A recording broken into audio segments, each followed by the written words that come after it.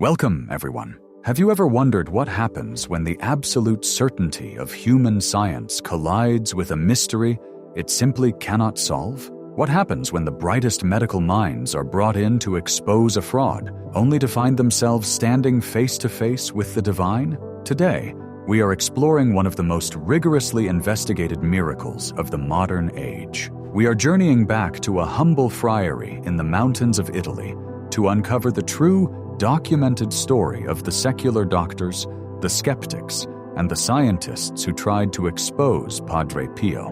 Before we step into this incredible history, let us pause. If you are carrying a burden today, please leave your prayer or simply the word Amen in the comments below. I ask that you also look for a brother or sister in those comments and reply to them with a brief word of strength or blessing. Let us build a sanctuary of shared faith here, ensuring no one ever has to pray alone.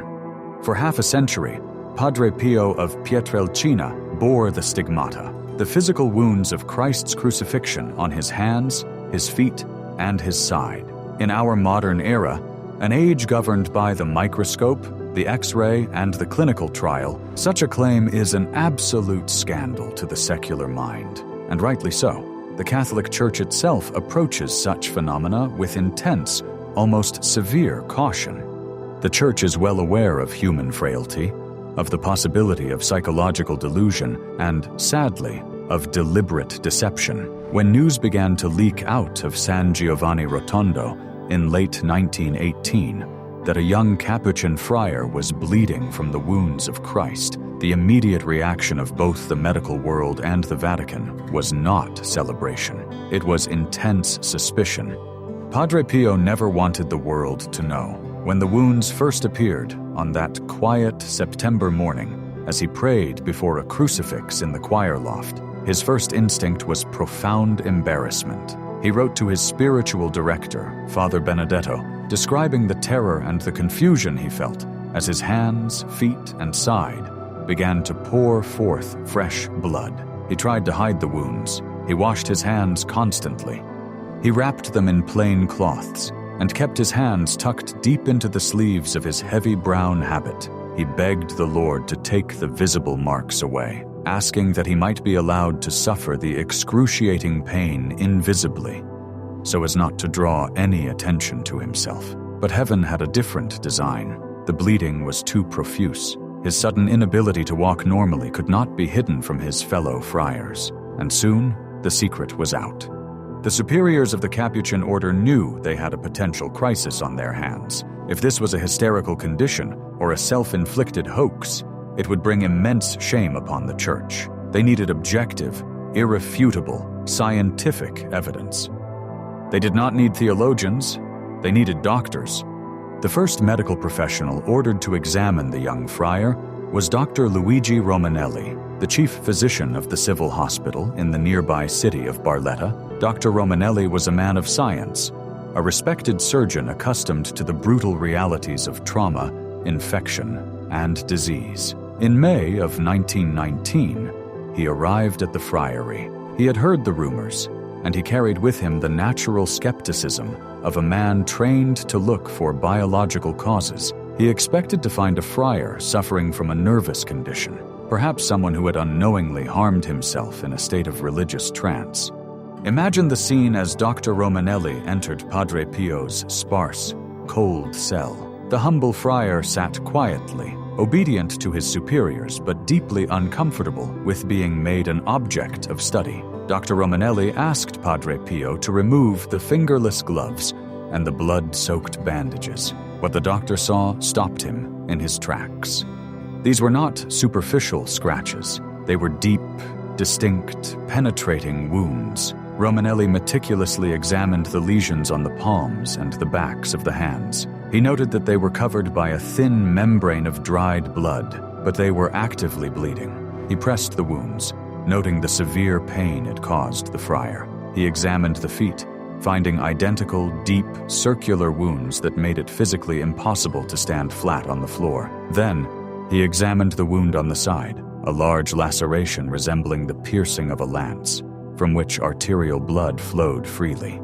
Dr. Romanelli's scientific paradigm began to fracture. As a surgeon, he knew exactly how human tissue behaves. A wound of this magnitude, left open and constantly bleeding, must follow one of two biological paths. It must either begin to granulate and heal, closing itself off with scar tissue, or it must succumb to necrosis and infection. It must rot. Yet Padre Pio's wounds did neither. They remained perfectly fresh, perfectly red, entirely free of swelling, inflammation, or any sign of infection, despite the fact that the friary was dusty, cold, and hardly a sterile surgical environment.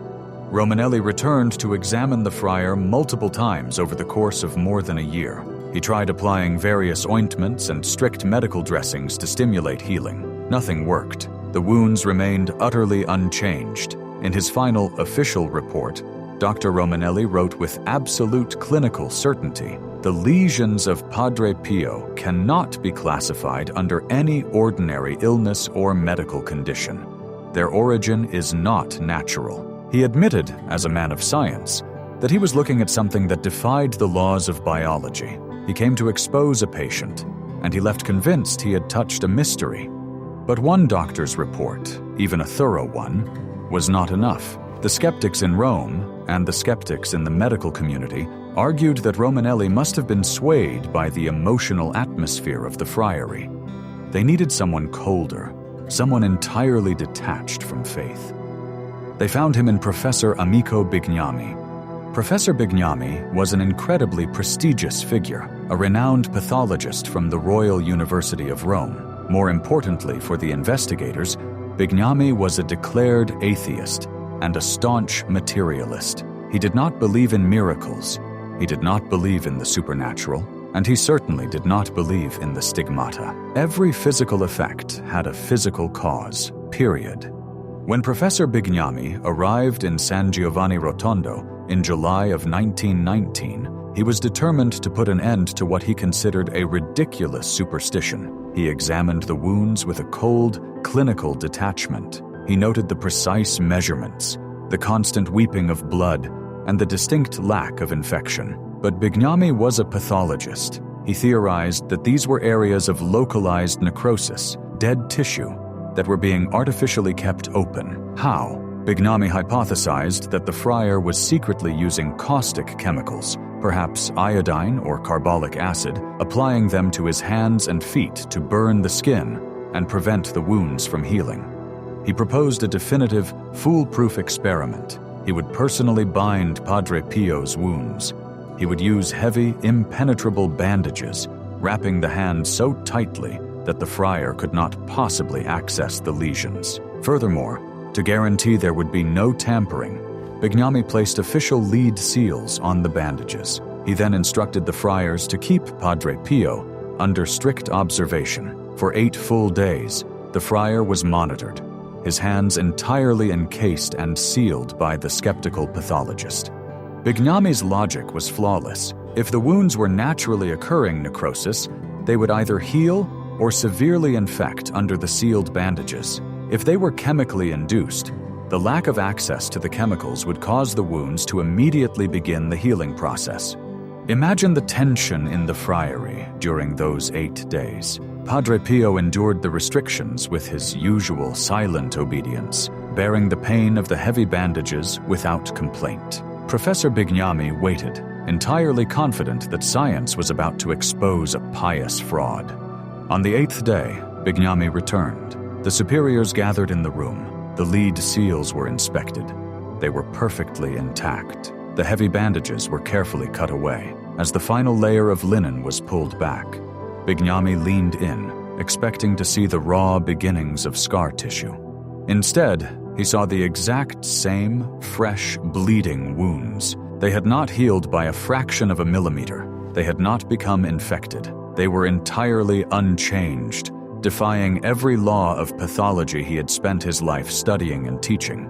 Professor Bignami was deeply shaken. His chemical hypothesis had been utterly destroyed by his own strict experiment. Yet, so deep was his materialistic worldview that he could not bring himself to acknowledge the divine. In his official report, Bignami honestly documented that his experiment failed, that the wounds were completely unexplainable by the chemical or physical means he had proposed. However, clinging desperately to his atheism, he concluded that the wounds must be the result of a highly abnormal, undocumented neurovegetative condition driven by the friar's intense mental focus on the Passion of Christ. He couldn't explain how the mind could create deep, bleeding, non-infecting holes in human flesh, but it was the only explanation his worldview would allow. He left San Giovanni Rotondo, an unsettled man, his science broken against the quiet suffering of a simple priest.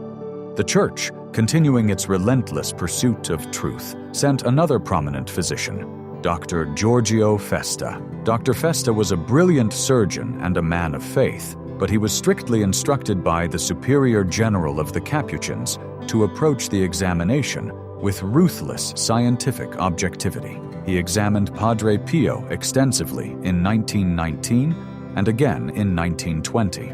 Festa brought a new level of anatomical detail to the investigations. He focused intensely on the wound in Padre Pio's side.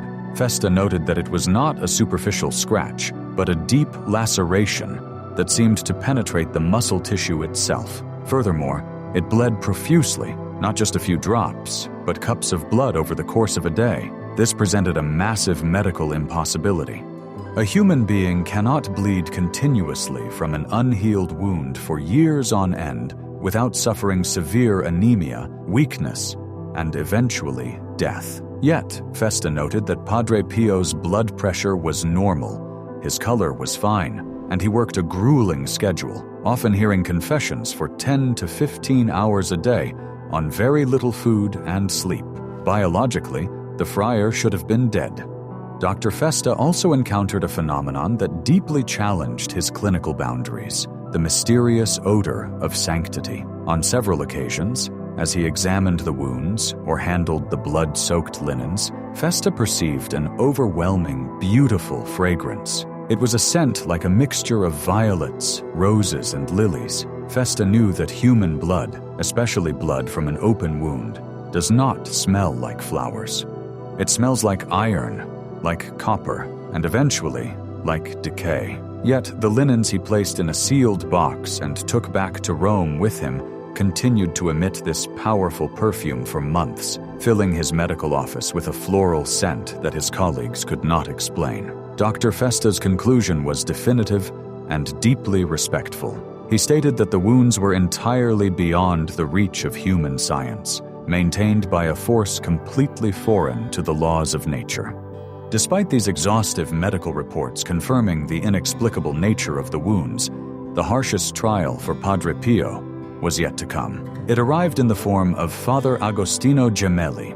Gemelli is a complex and controversial figure in this history. He was a Franciscan friar, but he was also a highly qualified doctor, a psychiatrist, and the founder of the Catholic University of the Sacred Heart in Milan. Gemelli was a towering intellect, fiercely protective of the Church's reputation in the modern scientific age. He possessed a deep-seated suspicion of anything that smacked of mysticism or popular piety. He believed that almost all claims of the miraculous could be explained away by psychology, by hysteria, or by neurosis. In 1920, Father Gemelli arrived in San Giovanni Rotondo. However, he came without the proper written authorization from the Holy Office required to formally examine Padre Pio. When Gemelli demanded to see the stigmata, Padre Pio, bound by strict obedience to his superiors who had forbidden him to show the wounds without written permission, respectfully declined. Gemelli was furious. He felt his authority and his intellectual standing had been insulted, though he had only briefly seen the friar and had not conducted any physical examination of the wounds whatsoever. Gemelli returned to Rome and wrote a devastating, highly influential report. Relying entirely on psychological profiling and his own immense arrogance, Gemelli diagnosed Padre Pio as a hysteric, a psychopath, and a man who was self-mutilating to draw attention to himself. He dismissed the reports of Romanelli, Bignami, and Festa as the work of gullible men blinded by religious fervor. Because of Gemelli's immense prestige within the Vatican, his baseless psychological assessment carried tremendous weight. It plunged Padre Pio into the darkest period of his life. Based heavily on Gemelli's skepticism, the Holy Office issued decrees stating that the events in San Giovanni Rotondo were not of a supernatural origin. Padre Pio was stripped of his faculties to minister to the public. He was forbidden from hearing confessions, forbidden from celebrating Mass in public, and forbidden from communicating with the outside world. He was locked away, effectively a prisoner in his own friary. How did Padre Pio respond to this crushing injustice, brought about by a doctor who had never even examined him? He responded with absolute, heartbreaking obedience. He did not protest. He did not defend himself to the press. He bowed his head, accepted the severe restrictions, and spent his days in quiet prayer, continuing to bleed in silence. For years, he carried the cross not just of the physical stigmata, but of humiliation, rejection, and isolation by the very church he loved. This is the profound core of Padre Pio's life. His response to skepticism was not argument. It was surrender. He understood that his wounds were not a medical anomaly to be cured, nor a magic trick to be proven. They were a participation in the passion of Jesus Christ. And just as Christ was misunderstood, mocked, and subjected to the harsh judgment of the authorities of his time, so too was Padre Pio. The pain of the stigmata was a physical reality, but the pain of being judged a fraud was the spiritual crucifixion he endured for the salvation of souls. Eventually, the sheer weight of time and truth vindicated the humble friar. The restrictions were gradually lifted as the fruits of his hidden life could no longer be contained. Millions of pilgrims began flocking to the mountain. Miracles of physical healing and profound spiritual conversion multiplied endlessly, and through it all, the wounds remained. Consider the overwhelming medical impossibility of his 50-year trial. From 1918 to 1968, Padre Pio bled every day. He lost an estimated teacup of blood every single day. For 50 years, these deep, open lesions on his hands, feet, and side never healed, never altered in their appearance, and never, not once, became infected. In any hospital in the world, an open wound left exposed for even a few weeks carries a massive risk of sepsis. For Padre Pio, decades passed in a dusty, rural environment, and his wounds remained as fresh as the day they appeared. No doctor, no scientist, no skeptic has ever been able to provide a viable biological explanation for this half-century of continuous, uninfected hemorrhage. Science demands observation, repetition, and explanation. The doctors who examined Padre Pio could observe, but they could not explain. They reached the absolute edge of human knowledge and found themselves staring into the infinite. But heaven saved its most profound medical mystery for the very end. In September 1968, as Padre Pio lay dying at the age of 81, the wounds that had caused him agonizing pain for exactly 50 years began to change. As his breathing slowed and his earthly life drew to a close, the blood stopped flowing. The thick scabs that had covered the center of his hands fell away. When the doctors came to examine his body immediately after his death, they witnessed something that defies all physiological laws of healing. The deep, penetrating wounds were completely gone. There was no fresh skin closing over a hole. There was no pink scar tissue. There was no trace that a wound had ever existed. The skin on his hands, his feet, and his side was perfectly smooth, as pristine and unblemished as the skin of a child. In death, the visible signs of his crucifixion were erased. Why? Because the stigmata was never a permanent physical condition meant for eternity. It was a temporary, heavy cross given to him for a specific time, for the sake of a doubting world. Once his mission was complete, once the sacrifice was finished, the Lord took back the signs of the Passion, leaving Padre Pio completely whole as he entered the joy of heaven. The doctors who tried to expose Padre Pio gave us a tremendous gift. Because of their skepticism, Because of their rigorous clinical attempts to prove he was a fraud, we have a mountain of undeniable, objective evidence. They proved, beyond a shadow of a scientific doubt, that what happened to that friar cannot be explained by human means. They built a bridge of medical facts that leads directly to the doorstep of faith. For us today, living in a world that so often demands proof, Padre Pio stands as a towering beacon of hope.